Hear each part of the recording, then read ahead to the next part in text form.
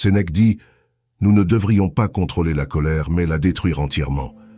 Car quel contrôle y a-t-il pour quelque chose qui est fondamentalement mauvais ?» Lucius Annaeus Sénèque était un philosophe et dramaturge romain qui a publié plusieurs œuvres essentielles sur le stoïcisme. Il conseillait l'empereur Néron et pensait que la colère est une folie temporaire et que même justifiée, nous ne devrions jamais agir sous son emprise, car cela affecte notre santé mentale. Sénèque a écrit un livre spécifiquement sur la colère appelé De Ira, qui définit et explique la colère dans le contexte de la philosophie stoïcienne et offre des conseils sur la manière de prévenir et de contrôler la colère. C'est pourquoi dans cette vidéo, nous allons examiner 10 façons de contrôler notre colère à partir des enseignements de Sénèque. Numéro 1. Reconnaître que la colère est destructive. Sénèque dit « Nous nous empêcherons de nous mettre en colère si nous plaçons devant nos yeux sans cesse tous les défauts de la colère et formons un jugement approprié à ce sujet. » Fin de citation. La première étape pour faire face à la colère est de reconnaître à quel point cette émotion est problématique. Selon Aristote, la colère peut parfois être justifiée, voire même vertueuse, si elle est exprimée de manière appropriée dans les bonnes circonstances. Les aristotéliciens considéraient que la vertu consistait à trouver un équilibre entre les extrêmes, appelé le juste milieu ou la moyenne d'or, dans toutes les émotions et comportements, y compris la colère. Ils soutenaient que la bonne humeur, située entre l'irascibilité excessive et le manque de réactivité, représentait cette juste mesure dans le contexte de la colère. En revanche, les stoïciens rejettent l'idée qu'il puisse exister une juste mesure de la colère. Pour eux, la colère est toujours une émotion destructrice et irrationnelle qui entrave la raison et la sagesse. Ils prônent donc l'élimination totale de la colère plutôt que de chercher à la modérer ou à la canaliser de manière vertueuse. Cependant, cela ne signifie pas que les stoïciens recommandent la passivité face à l'injustice. Ils préconisent plutôt une approche de résolution des problèmes basée sur la raison, la sagesse et le contrôle de soi, plutôt que sur des réactions impulsives et émotionnelles comme la colère. Selon les stoïciens, il n'y a pas de juste mesure de la colère. Pour eux, la nature humaine est caractérisée par la capacité à raisonner et à vivre en société. Par conséquent, vivre selon la nature implique d'appliquer cette faculté de raison à la vie sociale. La colère, étant une émotion irrationnelle et nuisible à la société, est considérée comme contraire à la nature humaine selon la perspective stoïcienne. Sénèque partageait cette vision et considérait la colère comme un vice fondamental avec peu voire aucune exception. Les 3 principales raisons énumérées par Sénèque sont: numéro 1. La colère nous rend esclaves. Lorsque nous sommes en colère, nous sommes esclaves de cette colère. Nous sommes plus susceptibles de commettre des erreurs que nous regretterons plus tard. La colère nous aveugle face aux conséquences à long terme de nos actions. Elle nous submerge dans l'instant présent, annulant notre capacité à raisonner et à agir selon nos idéaux et notre moi supérieur. 2. La colère ne peut pas être ralentie. Selon Sénèque, la colère est une émotion extrême et impulsive qui submerge rapidement l'individu lorsqu'elle surgit. Au moment où vous réalisez que vous êtes en colère, vous êtes déjà sous son emprise. Une fois que la colère prend racine, elle prend le contrôle de votre esprit, vous privant de toute considération rationnelle des autres options ou alternatives, vous entraînant ainsi dans un tourbillon de destruction et de chaos. Lorsque vous êtes en proie à la colère, retrouver le calme n'est pas votre préoccupation principale. En effet, la colère semble justifier sa propre existence par son intensité même. 3. La colère est contagieuse. La colère a une influence similaire à celle d'un comportement de foule sur un groupe. En effet, la colère a une capacité particulière à se propager au sein d'un groupe social, plus que toute autre émotion. Lorsque suffisamment de personnes ressentent de la colère, elle semble fusionner pour former un organisme plus vaste et en colère, agissant de manière synchronisée avec une vision unifiée du chaos. Maintenant que nous comprenons à quel point la colère peut être destructrice, il est crucial de réduire notre attachement à cette émotion. S'éloigner de la colère ou ne pas lui accorder d'importance est un bon début, mais nous devons également avoir un objectif final vers lequel nous nous orientons. Selon la philosophie stoïcienne, cet objectif ultime est d'atteindre la tranquillité, un état de paix intérieure et de calme où les émotions comme la colère n'ont plus de prise sur nous. Numéro 2. Reconnaître vos déclencheurs de colère et apprendre à les contrôler. Selon les enseignements de Sénèque, le meilleur remède est de traiter la maladie dès qu'elle apparaît, en se permettant alors le moins de liberté de parole possible et en contrôlant ses émotions. Fin de citation. Sénèque nous conseille d'être attentifs à nos déclencheurs de colère, c'est-à-dire d'être conscients des événements et des situations qui nous mettent en colère. Cette prise de conscience est cruciale, car elle nous permet de réagir de manière plus efficace à notre colère lorsque nous nous sentons préparés à la gérer. En pratiquant la pleine conscience, nous pouvons non seulement repérer les schémas généraux qui déclenchent notre colère, mais aussi identifier les pensées spécifiques qui émergent et conduisent à l'émotion de la colère. Le bénéfice de cette pratique est que nous sommes en mesure de les détecter et de les neutraliser beaucoup plus tôt. Voici quelques déclencheurs de colère courants. Être traité de manière injuste, par exemple quelqu'un qui vous dépasse dans une file d'attente ou votre patron qui vous donne une évaluation inexacte au travail. Réagir à la pression du temps et aux frustrations, comme partir un peu en retard pour le travail et rencontrer des embouteillages, ou quelqu'un qui vous envoie un texto pendant que vous travaillez. Faire l'expérience de la malhonnêteté ou de la déception, comme votre partenaire qui vous trompe ou votre patron qui ne vous accorde pas l'augmentation promise. Rencontrer des menaces pour l'estime de soi, comme recevoir une mauvaise note ou être rejeté. Rencontrer des préjugés et de la discrimination, par exemple des différences raciales ou ethniques ou un handicap. Être attaqué, comme se faire agresser, ou être victime de violences domestiques, ou même simplement d'accidents aléatoires. Anticiper la possibilité de ressentir de la colère peut accroître notre capacité à l'exprimer de manière constructive. En étant conscient des déclencheurs potentiels et en reconnaissant les premiers signes de colère, nous sommes mieux préparés à y faire face de manière calme et réfléchie. Plus nous sommes conscients de notre colère, plus nous sommes en mesure de la ralentir au premier stade de son apparition, ce qui nous donne la possibilité de choisir comment nous souhaitons réagir. 3. Attendez simplement selon Sénèque. Le plus grand remède contre la colère est d'attendre, afin que la passion initiale qu'elle engendre puisse s'atténuer et que le brouillard qui obscurcit l'esprit puisse se dissiper ou devenir moins dense. Fin de citation. La colère est un guide médiocre pour le bonheur. La colère interfère avec la résolution de problèmes et le bon jugement, et vous rend impétueux et rigide dans votre façon de penser. Alors que la peur nous pousse à fuir, la colère nous pousse à la confrontation. La colère motive la vengeance et les représailles. C'est pourquoi même les intellects les plus respectés peuvent perdre leur calme et recourir à des jurons répétitifs lorsqu'ils sont enragés. Par conséquent, chaque fois que vous sentez que la colère monte en vous, il est important de prendre du recul par rapport à la situation qui la provoque, ou de suspendre toute action jusqu'à ce que vous retrouviez un état d'esprit complètement tranquille. Par exemple, laissez reposer un courriel rédigé sous le coup de la colère pendant un jour ou deux avant de l'envoyer. Évitez de vous engager dans une dispute lorsque cela est possible. Et demandez conseil à une tierce personne calme, de préférence neutre, avant de prendre toute mesure hostile. Si, même après avoir retrouvé votre calme, vous décidez toujours d'agir de manière colérique, assurez-vous que cela correspond à vos intérêts personnels.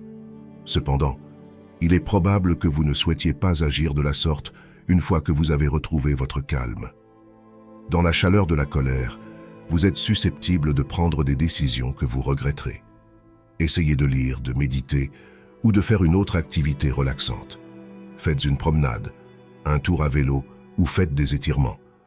Cela peut soulager la tension dans vos muscles et vous aider à vous détendre. Selon l'Association américaine de psychologie, la respiration profonde est l'un des moyens les plus rapides de réduire l'intensité de votre colère. Même quelque chose d'aussi simple que d'attendre ou de compter jusqu'à 10, ou de répéter un mot ou une phrase qui vous apaise comme calme ou laisser aller, peuvent être très efficaces pour apaiser les sentiments de colère. La colère est une émotion, et les émotions ne durent pas éternellement. Nous serons tous en colère de temps en temps. Mais en utilisant ces stratégies, vous pourrez contrôler votre colère et exprimer vos sentiments d'une manière plus bénéfique, tant pour vous-même que pour les autres. 4. Utilisez l'art et la musique pour calmer l'esprit. Comme nous l'apprenons de Sénèque, les personnes sujettes à la colère devraient éviter de s'engager dans des études exigeantes, ou du moins opter pour celles qui ne risquent pas de les épuiser. L'esprit ne devrait pas être accaparé par des tâches ardues, mais plutôt se tourner vers des activités agréables.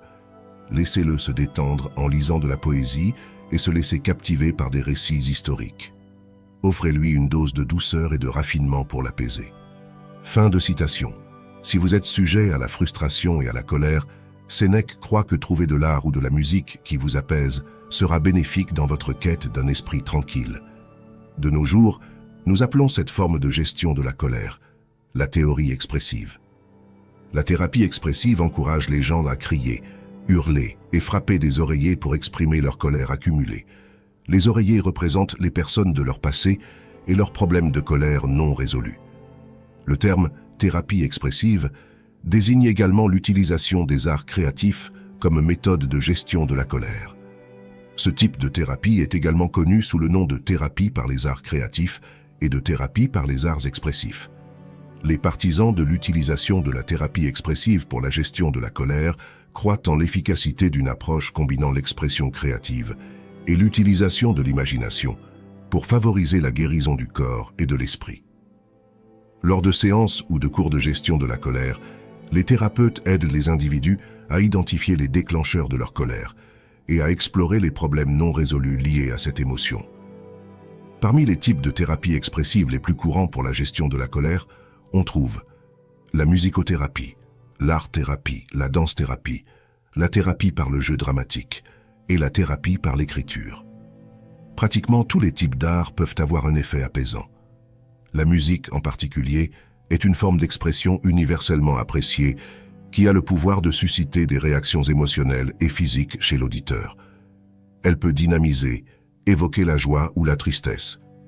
Lorsqu'elle est utilisée comme forme de thérapie expressive pour gérer la colère, la musique agit comme un stabilisateur d'humeur. En période de colère, écouter de la musique peut aider à se détendre et à retrouver son calme. Que ce soit en écoutant la radio ou des morceaux sur un appareil mobile, la musique peut être un outil précieux pour apaiser les émotions enflammées. 5. Se percevoir comme celui qui offense, Sénèque dit « Plaçons-nous dans la position de la personne qui suscite notre colère ». En réalité, c'est souvent une évaluation démesurée de notre propre valeur qui déclenche cette émotion, ainsi qu'une réticence à accepter un traitement que nous serions aisément enclins à infliger à autrui. Fin de citation.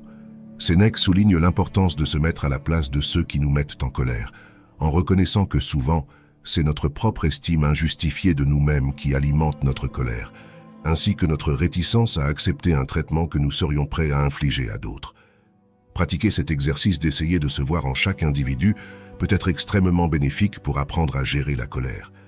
Lorsque nous nous mettons en colère, nous sommes souvent indignés par les actions des autres, sans réaliser que nous avons peut-être agi de la même manière à un moment donné de notre vie.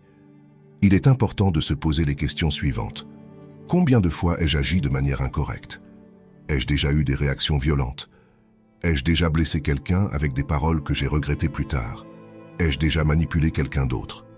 En tant qu'êtres humains, nous partageons tous plus de similitudes que de différences. Nous avons tous agi de manière regrettable à un moment donné, réalisant par la suite que notre libre arbitre est souvent limité par nos passions et nos émotions. Reconnaître cette humanité partagée peut nous aider à cultiver la compassion et la compréhension envers les autres, tout en favorisant un meilleur contrôle de nos propres réactions face à la colère. 6. Guérir plutôt que punir, Sénèque nous interpelle. Il est bien meilleur de réparer un tort que de se venger d'un. La vengeance prend beaucoup de temps et expose un individu à de multiples dommages pour un seul acte qui engendre du ressentiment. Nous gardons toujours la colère plus longtemps que la douleur ne nous affecte. Fin de citation. Lorsque quelqu'un dirige sa colère contre nous, il est très courant de vouloir se venger, de punir les gens pour leurs méfaits. C'est l'idée derrière l'existence d'un système carcéral. Lorsque quelqu'un enfreint la loi, nous traitons cette infraction en les punissant dans l'espoir qu'ils se réforment et cessent d'agir de manière préjudiciable. Malheureusement, il arrive souvent que les gens sortent de prison en étant pires qu'avant d'y entrer. Traditionnellement, les prisons étaient conçues pour punir ceux qui avaient enfreint la loi, ceux qui reflètent une approche de la vengeance. Cependant, les systèmes carcéraux les plus progressistes, souvent observés dans les pays scandinaves, reposent sur un principe totalement différent. celui de la réhabilitation des délinquants. L'objectif est d'améliorer moralement les individus incarcérés et de les réintégrer progressivement dans la société, afin de prévenir la récidive. Cela reflète parfaitement la croyance de Sénèque, selon laquelle nourrir la colère envers quelqu'un ne fait qu'aggraver la situation, alors que la modération permet la guérison, tout en reconnaissant l'injustice subie. Cette approche est particulièrement constructive dans les relations interpersonnelles où la colère est impliquée, car elle place la personne offensée dans une position de pouvoir en tant que guérisseur, plutôt que punisseur. La vengeance est étroitement liée à la colère. Si la colère est considérée comme nocive, alors l'objectif devrait être de la transcender à la fois en nous-mêmes et chez les autres. 7.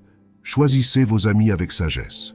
Sénèque conseille: entourez-vous de personnes honnêtes, bienveillants et dotées d'autodiscipline, des individus qui ne susciteront pas votre colère mais la toléreront.